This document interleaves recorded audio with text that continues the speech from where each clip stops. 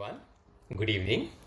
I'm Dr. Ameen. I'm a naturopath and also an expert in the field of functional medicine. And I'm very happy to meet you all in this third session of Organic India InstaAlive session. And today we are going to talk about one of the very most important and my favorite topic, gut health. All right. So before we go into it, I also would like to remind you all that whatever questions you can pose, you just pose it. Towards the end of this session, I will try to reply to most of the questions. So now, there is an old saying. It goes like this: death begins in colon. And also there is another saying which goes like, health starts in the gut. So it is not a oversimplification. There is a lot, like this is precisely what we are going to discuss today. And we are going to explore why the gut function is very important. And even, for example, in natural medicine, our ancient teachers, the one thing they tell you is that if a patient comes to you, you're really not sure about what to do in those cases, just treat the gut. If you're not sure, just treat the gut. And Hippocrates, father of medicine, he basically says constipation is the mother of all the disease, and bad bowel is the father of all the disease. You have both the father and mother, which is the bad bowel and the constipation. That's basically a recipe for disaster. It's going to be impossible to gain health while your bowels, your digestive system is not functioning properly. Now, let's try to go into the details of it and understand the basic principles. I have a lot of stuff. I just want to show you all what I personally take and how we can actually work to understand and improve our health. So I think it's very important. I think primarily your gut health, 80% boils down to the kind of food you eat. Again, father of medicine Hippocrates says, let thy food be thy medicine and let thy medicine be thy food. I think that's the best way to put it across. In general, think about it. What a healthy person cannot eat. What a healthy person cannot eat. Even a diseased person also cannot eat that. Do you agree? If you're healthy, you're not going to eat like 10 different prescription drugs and eating loads and loads of fiber and all these kind of different mixes to make sure the bowel moves. Ideally, the system should function just by itself. It's just that when our food is wrong, nothing goes right. There is also another saying goes like, we are digging a forkful, our grave, a forkful each time. We use the fork to basically eat our food, but it's like we are digging our grave a forkful each time. So now, back to health. Why gut health is the most important among all the other systemic health factors. Why naturopaths, Ayurvedic doctors, herbalists, they all always focus on digestive system. If you go to them, the first question is, how is your bowel movement? Now, because you see, 70% of your immune system, some studies show like 80% of your immune system lives in the digestive system, lives in the gut. We call it GALT, G-A-L-T, which is gut associated lymphoid tissue, which is basically other way of saying immune system, which is associated with your digestive system. And the fact is, the GALT is exposed to so much of microorganisms. Your intestines are exposed to so much microorganisms that your systemic immune system, like whatever your gut is exposed in one day, your systemic immune system will never come across this much even in its lifetime. And a gut microbiome basically determines your overall health itself. You see, when it comes to digestive function, there are few factors, first of all, when it comes to digestion, what else can go wrong? Of course, we are talking about the oral cavity with your teeth and tongue and mouth ulcers and enough saliva. These are all the basic issues. When it goes further down, we are talking about digestion. How well do you digest the food? Then the next phase comes to absorption, like how well you absorb the nutrients from the intestines. Then the next concern is assimilation. Like you can absorb, but can your body really assimilate and build health from that? And finally, we are talking about elimination, because the rest of the waste along with all the other hormonal waste, it also has to get out of your body. In any of these sectors, you have any issues, the digestive function basically is off. So it's very vital to pay attention to all these different areas. Just to give you an idea, if you just take about 1 spoon of your stomach fluid, that already has about 100 billion bacteria just from your intestinal fluid. Just 1 spoon, it's over 100 billion bacteria. That's way more than the overall population of the human beings in the planet Earth, and as well as now there are new studies which basically shows that if we just study the bacterial culture in a person's digestive system, we can more or less say, is the person going to be obese, or is the person going to be like average weight or underweight? It's really that simple. And when we think about all this, your digestive system plays a very most important role.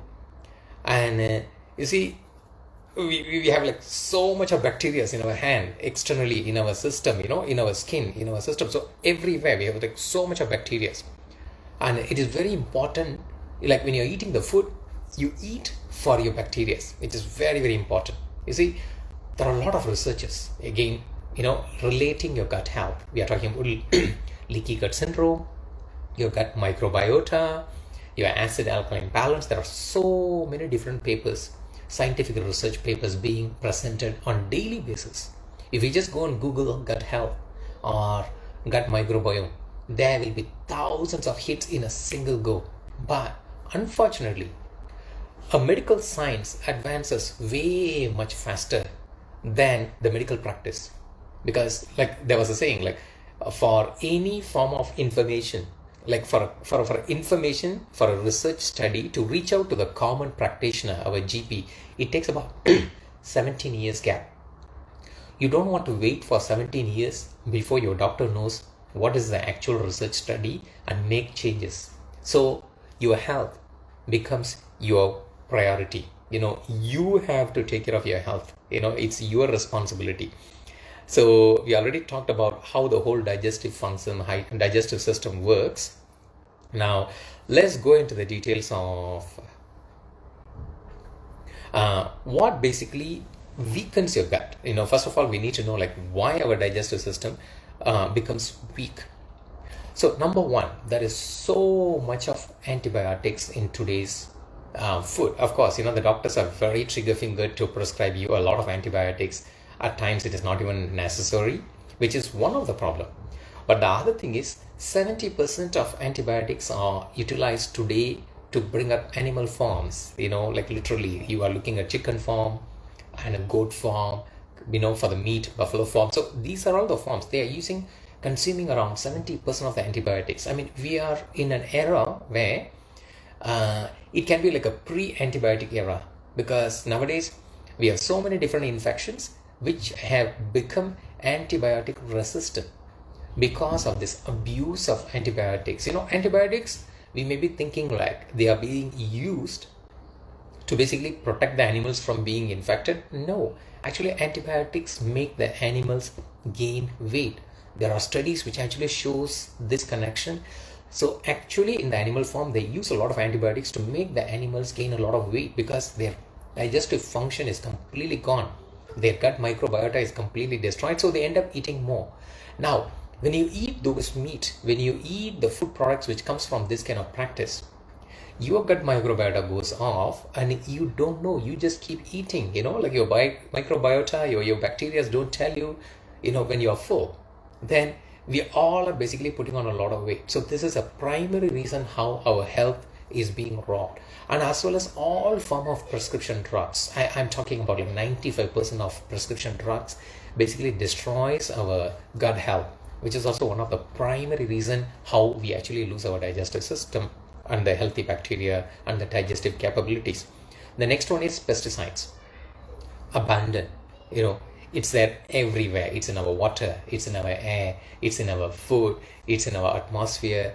So it becomes your personal responsibility to protect and prevent and take measures, take the measures to protect yourself. Like many of my patients basically ask me, how do we get rid of pesticide residues? You would have seen like a very complex kind of, potassium permanganate, all these kind of complex, preparations to basically wash the vegetables. But it's not necessary, trust me. All you need is a simple Himalayan salt. You just basically like take a cup of water and put the vegetables inside. Take about 1 or 2 tablespoons of the salt and leave it there. Leave it for about 10 minutes time. And that alone removes almost about 95% of pesticides, comparing to this so expensive, complicated preparations, which actually removes like 97 to 98%. So it's not much different. So you are actually better off. Whenever you can eat something organic, by all means go and look for it. And organic, I can understand it's not easy, it is difficult to come across, and it's very expensive. But please eat a lot of green, clean vegetables. That's absolutely all right. Now, the next one is processed food. Generally there's a saying, you can eat the food that grows in a plant, but don't eat the food that comes from the plant, like that is manufactured in the plant. So those are the food you don't want to eat. Whichever comes from the plant you can actually eat, but not manufactured in the plant. If you have to take something and read the list of elements which is in there, generally that's not a food, because if it is real food, you don't have to read the ingredients in that list. It's not necessary at all. And most often than not, like when you go into a supermarket, in the primary aisle, these are all the ones. Like I always try to go to the extremes. I mean the extreme outskirts of the mall, in the shopping area, and that's where you will see the real food, because they don't need advertisement. They don't need any kind of push. So this is usually what also happens. Yeah, baking soda, someone is mentioning. Yeah, baking soda works amazingly as well. You can actually use that. And the next one is stress and anxiety. It's very essential to manage your stress. We actually talked about stress in the last week. And nowadays there are research works which actually links the stress and the gut microbiota, and we call it dysbiosis, which is disruption in the gut function. So it is also a very essential to get rid of that. So now later we are going to go through the Q&As. We are going to go through how we are going to resolve, what to do. Like we all generally have like a lot of gas and bloating, which we are going to basically look into it. And the other more important element is sedentary lifestyle. We all are like, nowadays kids, they play all the games, but in computer. They never go to the field, they never run, they never do about. And also the work nature.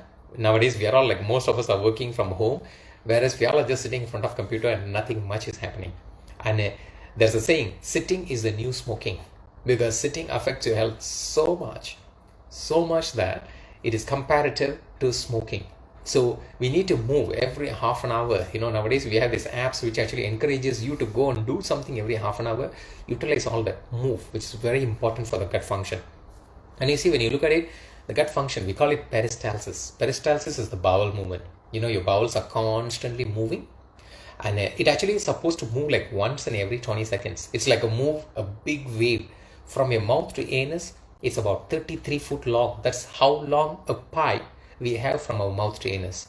Now, this particular pipe, like once in every 20 seconds, it's supposed to have a movement. When it start to move faster, we all get diarrhea. When it start to move so much slower, we develop constipation.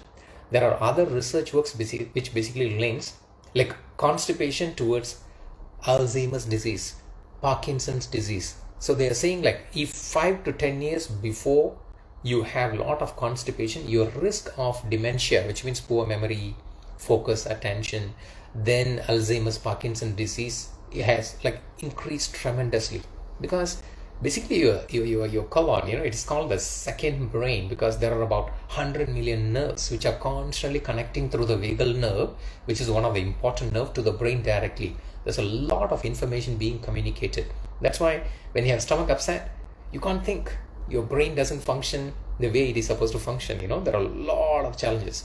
Now, the next part we are going to talk about is like, how do you know whether your gut is it functioning properly or not functioning properly? Okay, first of all, you will have a lot of noises like gas, bloating, constipation, diarrhea, a lot of heartburn, inflammation, and a lot of burps. Your stomach is in unrest. That's a clear sign of dysbiosis. Your stomach is not healthy. The second one, you're constantly craving sugar. You're eating like a very high sugar diet, because sugar, especially artificial sugar, it completely destroys your gut lining. The third one, unintentional weight changes, means you may suddenly gain a lot of weight and suddenly lose a lot of weight. Both extremes are a sign of digestive disruption.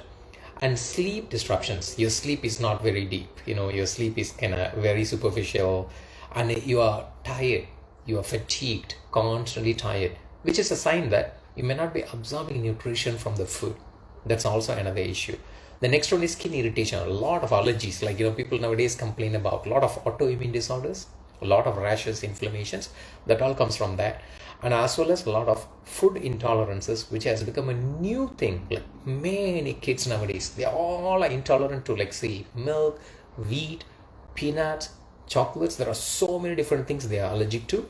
So those are all basically points in the same direction that there's a lot of allergies going on.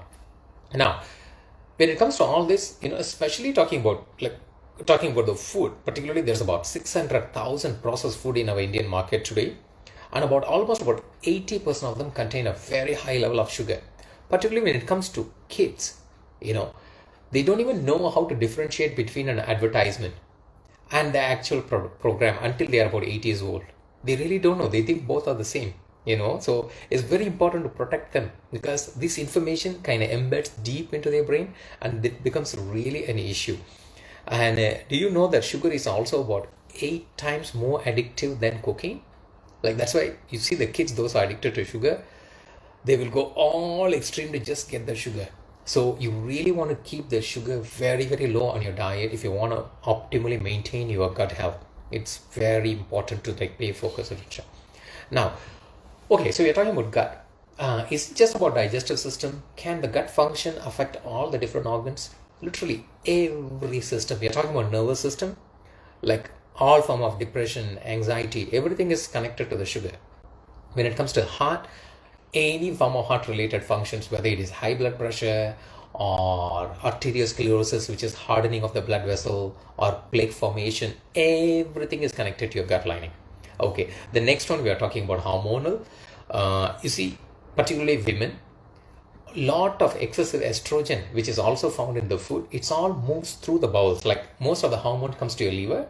Your liver basically process all this and get rid of it through the digestive system. The problem is, when you have constipation, all these hormones are getting reabsorbed, and women have so much of health related issues like PCOS, which is polycystic ovarian syndrome, and they have endometriosis, they put on a lot of weight, and premenstrual syndrome. So all these kind of challenges are coming from basically bowel movement. If they have a good bowel movement, the hormone problems completely start to disappear. It's the same with metabolism. The metabolism literally shuts down.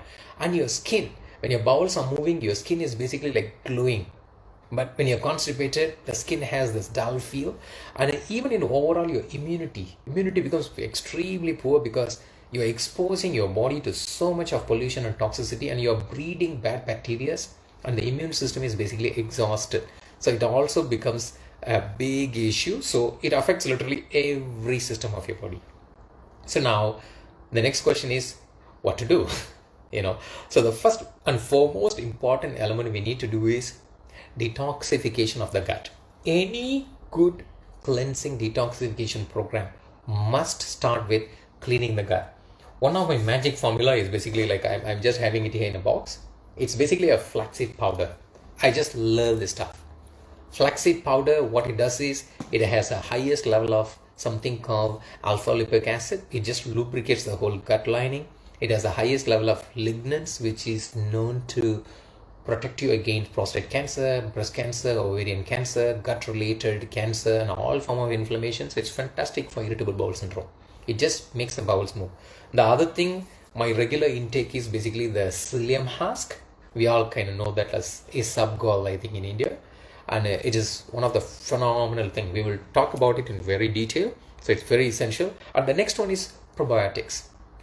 Probiotics are very important. It should be available in every home, and you all should take a good quality probiotic supplement And the best time to take probiotic supplement is before bedtime, because that's when the gut is kind of calmed down and ready to re-establish all these gut bacteria. There are different times, there are different strains. Some are acid resistant. So when you want to buy a probiotic, you want to look for the strains which are states like it is acid resistant, which is very essential. Otherwise, your digestive enzyme, and you don't take it along with the food, because the food basically can digest it. Most of it becomes not available to your body. But when you basically take it before bedtime, that's the best time to take it. And the next one is to eat a lot of prebiotics, which we will go into very detail. Of course, eating a very healthy diet. Also, we will discuss about it. Exercise regularly. Movement is very vital. Again, there's a saying, if you don't move, you die. So we have to move, and as well as eliminate specific triggers. There are a lot of different triggers for every one of us. It can be prescription drugs, it can be antibiotics, it can be caffeine, it can be so many different things that can actually hurt our system. So you will have to understand what stresses you or what stresses your digestive system, and you have to learn to let go of that. I know so many people who develop a lot of these digestive issues when they eat a lot of chilies and nightshades, which includes tomatoes, chilies, potatoes, eggplants, and tobacco. But they wouldn't let go of that. They keep eating and they suffer a lot of digestive related issues. So that's the other one. And you have to learn to manage your stress, which is very vital. So now naturally that takes us to the next topic. Okay, we started talking about diet. So what is good for your digestive system? So here we are talking about what to eat. So the first thing is eat fermented food, because fermented food, it's not okay. Of course, it has the probiotic, which is excellent, but it also about prebiotic. So this prebiotic, okay, especially like yogurt, particularly if you make yogurt in your home rather than buying from the shop, it is excellent because it has a lot of different kind of bacteria. It also has elements that supports your gut bacteria, which is very, very important. The next one is, if you're familiar, look for something called kefir, miso, almonds, and also olive oil is excellent. And also a lot of vegetables, like particularly eating like legumes, beans, fruits, all these things are extremely healthy. So you can also do that. And as well as just make sure that you are staying away from all form of artificial sweetener. Right after this, we are going to talk about different range of products, what you can actually do, like supplements wise. I have the whole list. I will just show it to you, so it will be like quite straightforward. And as well as eating a lot of onions, broccoli, blueberries, they all are very, very healthy for the digestive system. And God has given you eyes to see a lot of colors, not just to see what is red meat and white meat. So you also need to eat lots and lots of different colored vegetables. So the wider the color is, the better for your gut microbiota, which is very essential to eat all these ranges. So what do I personally eat to protect my gut bacteria? So one of the things I actually use a lot is something called L-glutamine. L-glutamine is one of the supplements which is fantastic for healing your gut lining. Somebody will have like ulceration, gastritis, bloating, digestive issues. When you eat a lot of L-glutamine, like it's about, you don't need capsules, you actually need in the powder form, because you may need anywhere between 3 to 5 grams. That's about 1-2 teaspoons few times a day before your gut start to heal. It actually fixes your whole gut lining, which is one of the excellent stuff. And the second one I like is colostrum. Colostrum is basically made from sheep colostrum or the cow colostrum. So colostrum is something you want to look for, which also fixes your gut lining. The third one I use is Triphala. Triphala is a fantastic cleanser. And I also take a lot of vitamin D3. I take around 5,000 international units. Vitamin D3 is also connected towards optimizing your digestive health. And we need to have like a very good level of B vitamins, particularly when it comes to gut bacteria. Gut bacteria produces B vitamins, so it's also here, which is basically the B plus, which is B vitamins. So you also want to take a good amount of B vitamins in your digestive system. And there are a lot of people who have a lot of gastric, like bloating, so that is very essential. Again, I will show, I think somebody is asking, what is it? It's basically called L-glutamine, which is basically helps to heal the gut lining. You can basically Google it. It has all around. It's fantastic. And I show once again L-glutamine, which is great. And many people have something called like a dyspepsia, which is basically a condition where there is indigestion. Like they cannot really digest the food. Particularly when we grow older, we lose our ability to digest food. That happens purely because there is a condition called cold stomach syndrome or hypochlorhydria.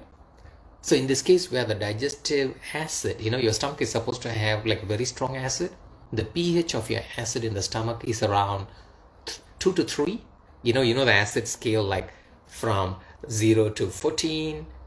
7 is neutral water. Anything above 7 is basically salt. Anything lesser than 7 is acid. Your stomach acid is like 2 to 3, which is very acidic. When you start to lose the acid, you lose the ability to digest the food. Then it leads to a condition called SIBO, which is small intestinal bacterial overgrowth, which can create a lot of gas and bloating. I think many people suffer that. And particularly if you're taking any prescription drugs for like gastric problem, that's a primary issue. So I use this. It's called BHCl. I think you can see that BHCl, which is betaine hydrochloric acid, BHCl, which is also one of the fantastic supplement. You'll have to take it along with your meal. That kind of warms up your stomach, and the food basically digests so much better. So other than that, there are a lot of different herbs like Ayurveda and Organic India is all about herbs, organic herbs. So let's rather learn about Triphala. I was just mentioning about Triphala. And in Triphala, we have one of the content is called Amla. So Amla, well, we all know that, Amla is the Nelica, so it's just the Indian gooseberries, which is a bit cooling in nature. It has the richest source of vitamin C. When you're talking about Amla, the natural, Amla, what we find in the market, which actually has almost about 400 grams. Like if you take orange, 100 grams of orange has around 60 to 70 milligrams of vitamin C, whereas 100 grams of Amla has about 1,800 plus milligrams of vitamin C. That's so much. You really want to eat so much Amla? It also, like, you have to see vitamin C is ascorbic acid. When you eat this, the acid actually helps to digest the food. So it's also a fantastic element to take. And it also has something called Haritaki. Haritaki is the second herbal content in Triphala. And in Siddha medicine, we actually used to call it the king of all medicine, which is a fantastic element. And the other one is Bibitaki. Bibitaki is also used a lot for graying hair, like particularly nowadays, youngsters, they have this gray hair. When they take the Bibitaki, even the gray hair can be like prevented. Not exactly it turns black, but the speed of it actually slows down. So taking Triphala is phenomenal because not that many medicines can balance all the doshas, in Ayurveda, but Triphala is one of the medicine that can basically do that, which is excellent for fixing all digestive issues right from your mouth to anus, like even hemorrhoids, indigestion, bloating, constipation, diarrhea. It can literally take care of all these kind of issues. And the other herb, I think one of the most important herb I want to talk about is bale. So bale is one of this very important, it's like a fruit, we call it bilva. And bilva fruit is one of the phenomenal quality is that it basically strengthens your weak digestive system. Many people, you would have heard that the minute they eat the food, they have to run to the toilet and they cannot really digest the food. The stomach becomes like, really, really cold and they cannot process food. Bale is one of the fantastic herbs they can take. It basically protects against colon cancer, inflammatory bowel disorders. It's fantastic. And as well as the same isabgol we actually talked about, it's also fantastic antibacterial. So that's also something you want to take on regular basis. And other than that, I think in many cases where when it comes to digestive system, what we actually suffer is a cold stomach. Means like it just doesn't process food. Whether it is constipated, it's like very cold, it's not moving, or it becomes like very weak where there's a lot of loose stools and diarrhea. The one formula, which is a very ancient Ayurvedic formula, which we don't give enough regards to, that is Trikatu. So Trikatu basically has this black pepper and the long pepper, the tail pepper we call it, and then the ginger, the dry ginger. These are the three combinations. It has been our traditional formula and it has been very much utilized a lot for improving your digestive function because it actually increases your agni. We call it the digestive fire. There is a content called piperine, and piperine is phenomenal in improving the nutritional absorption, particularly those who are very underweight, they feel very weak and frail. When they take all this, it just improves the nutritional absorption. Fantastic. And I don't have to talk about ginger. Ginger is fantastic for all form of nausea, vomiting, even for the nausea associated with pregnancy. Ginger is the best medicine. You just take the ginger juice, just take a sip. The morning, nausea, the early morning sickness, and all those things can improve tremendously. And as well as the same with the black pepper, which also is excellent for bringing out the mucus from the lungs, and it improves the bowel movement, improves the nutrition absorption. It is something you can definitely take for improving your overall digestive health. And the other food nowadays, I think you can see very commonly is the apple cider vinegar.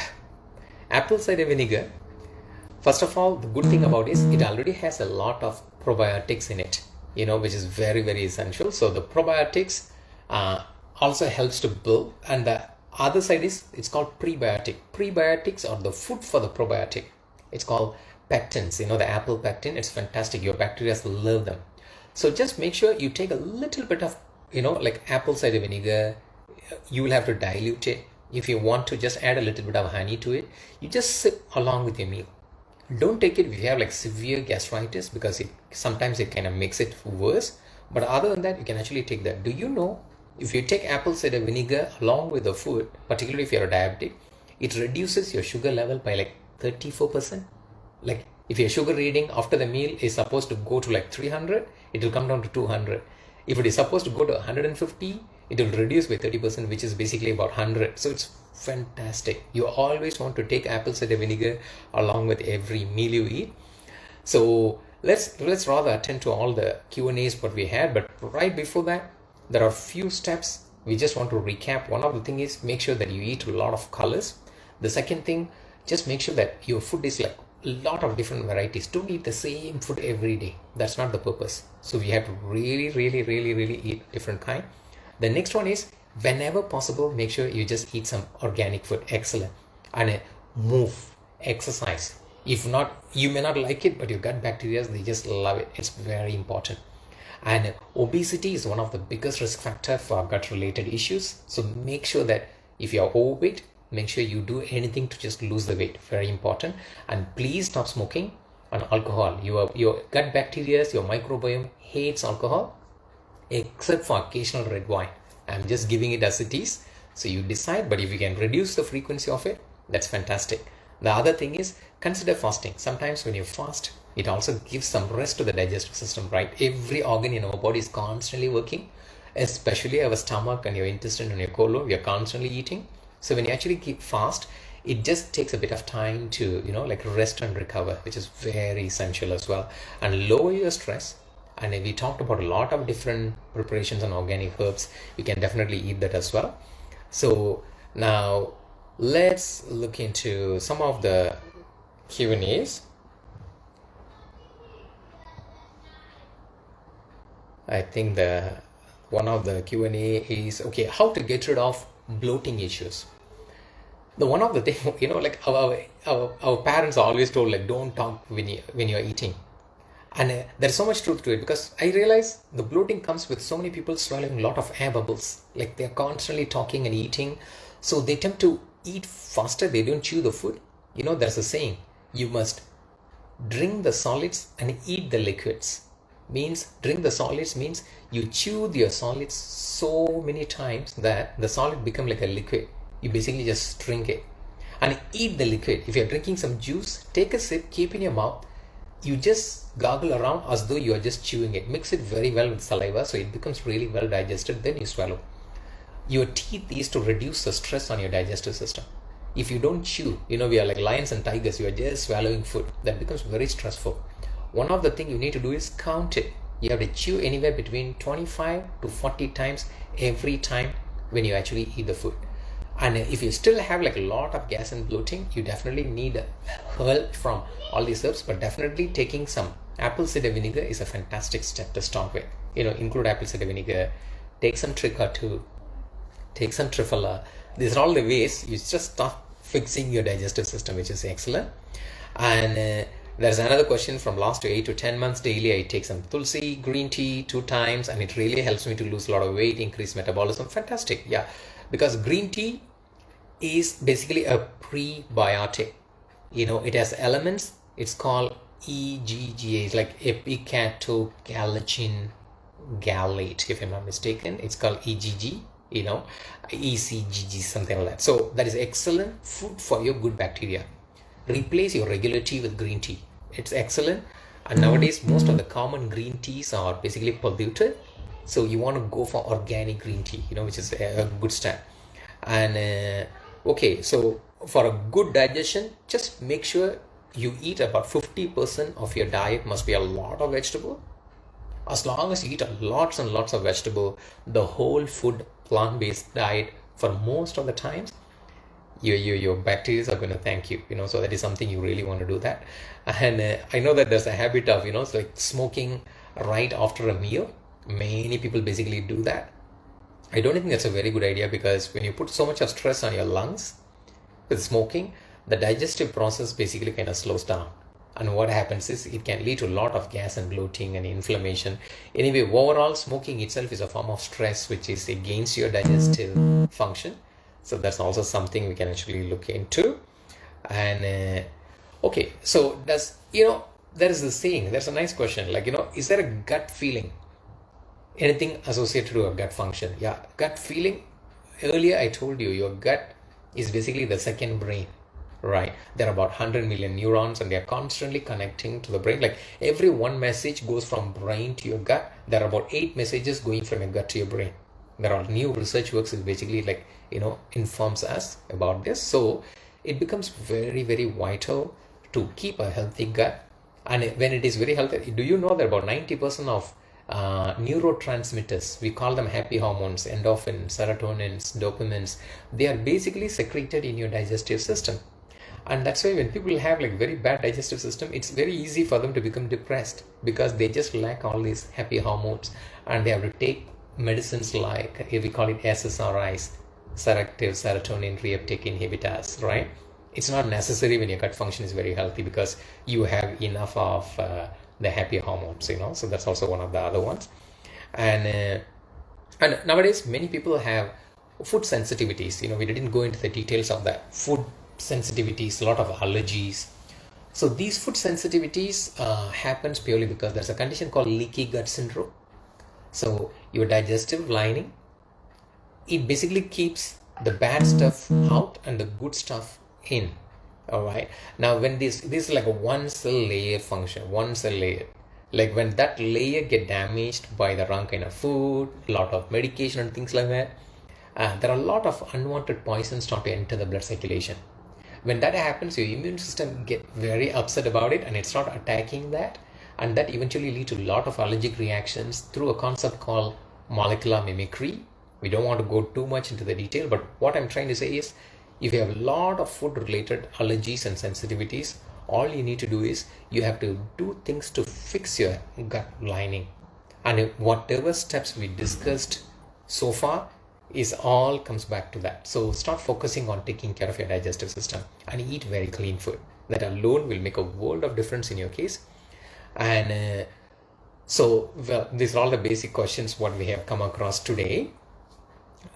Help with the food that cools your body. Yeah, I mean, there's a question, help with the food that cools your body. It's very subjective, what we call as cooling. It's a very, very subjective question. First of all, how would I say that? Okay, you see, your stomach, it has to be warm. It doesn't have to be cool. It has to be warm. Your stomach must have enough of digestive enzymes and enough of acid to digest the food. When it is not there, when your stomach becomes cold, you will develop a lot of allergies, and which we can call it cooling. You see, your mucous membrane, whether it is in your nose or your lungs or in your ears or in your gut, they all are connected towards each other. So that's why when you eat chili, you have a lot of mucus coming from your nose. Chili is not entering nose, it's entering your stomach. Because it is causing inflammation, you actually feel this coming up. So the idea is to eat a food that is very well balanced. Not about eat some food to cool down the body, eat some food to heat up the body. That's a systemic thing. The inflammation happens from the blood into the different systems. So all you need to do is eat a very well balanced diet. So that will basically take care of most of these digestive related issues. So that more or less we have kind of covered most of the topic. So my suggestion is going to be like, follow these simple basic steps what we actually discussed about, and pay very, very important attention to your digestive system. If you are not very sure about what to take care of, I can tell you it's always your digestive system that you need to take care of. With that, I have started this session by saying one thing: let thy food be thy medicine, and let thy medicine be thy food. So it always comes back to the food. So eat very clean and healthy food, and I wish you all a very long, healthy life. Thank you so much.